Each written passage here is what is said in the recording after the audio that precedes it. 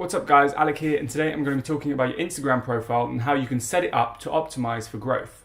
Your Instagram profile is so important because it's the first thing people see when they visit your profile. If you get someone who's never seen your profile before and they come to visit, your goal is to try and turn them into a follower. But the way you get them to turn into a follower is to provide value in some way, shape or form. Now the thing is, when they visit your profile, it's just like in real life, you have to make a good first impression.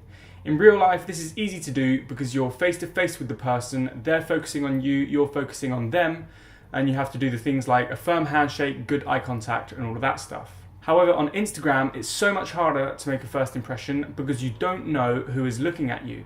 So in this video, I'm going to show you how I set up my profile and bio to optimize for growth on Instagram. The first thing you want to do is have a good clean username because this is the first thing that people see before even visiting your profile. Just to show you a quick example, here's my username Alec Lifestyle, and then here's an alternate version with a load of underscores and numbers.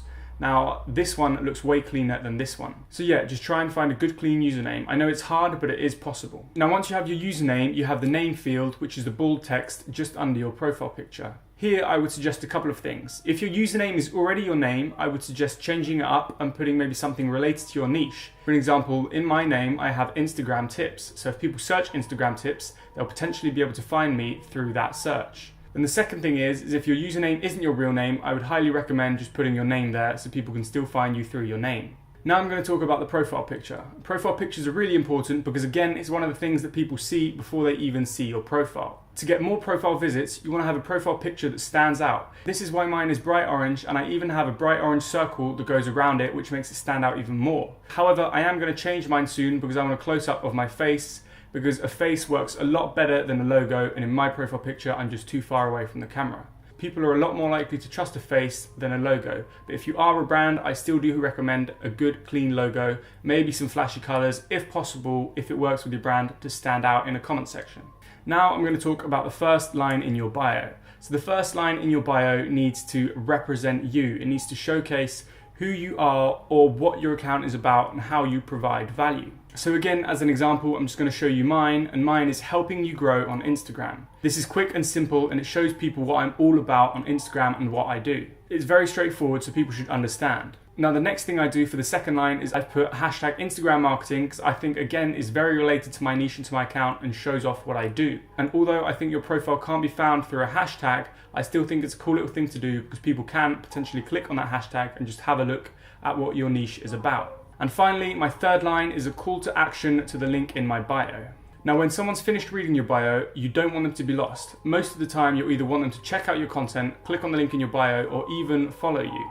This is why you must have a call to action which guides them to what to do next. For example, mine is a call to action to click on the link in my bio. However, if you wanted to, it could be check out my pictures below or leave a comment on your favorite picture, something like that. You need to guide people. It's important to keep in mind that when someone looks at your profile, you want them to try and relate to you. Now, this could be through a topic, idea, or even a trend. For an example, I'm all about social media marketing and especially Instagram. So it's very likely that I relate to other people who are very interested in Instagram and they'll potentially follow me. So make sure you have a niche. You don't want to be a page just about anything and everything. You need to niche down.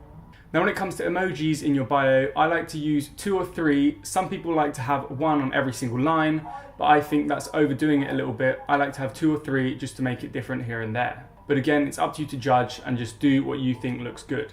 Now, when it comes to the link in your bio, make it look clean. Don't have a really long link with a super long permalink that it just doesn't look good in your bio. You want to have something like Linktree or even a bit.ly, just shorten that link, make it look nice. If you're interested in Linktree, I have a video on it. I'll put it up in the cards right now. I can't remember what side it is, but this is basically where it takes you to a landing page and you can have the choice of multiple links. When it comes to the amount of people you're following, that's not too important. I just recommend keeping your following number under the amount of followers you actually have. And then finally, story highlights. I recommend having a minimum of 5, but 6 or 7 is a decent number. This is because you want the highlights to take up the full width of the screen in your bio. Highlights are also great because it shows more of your personality and what you're all about. Now, another thing people do, and what I'm planning on doing very soon, is having little icons for each highlight. I think these look really neat and clean and they're just nice and appealing. So that's something you can always do. If you want a suggestion on how to create those, Canva is very easy to use. If not, just use Photoshop.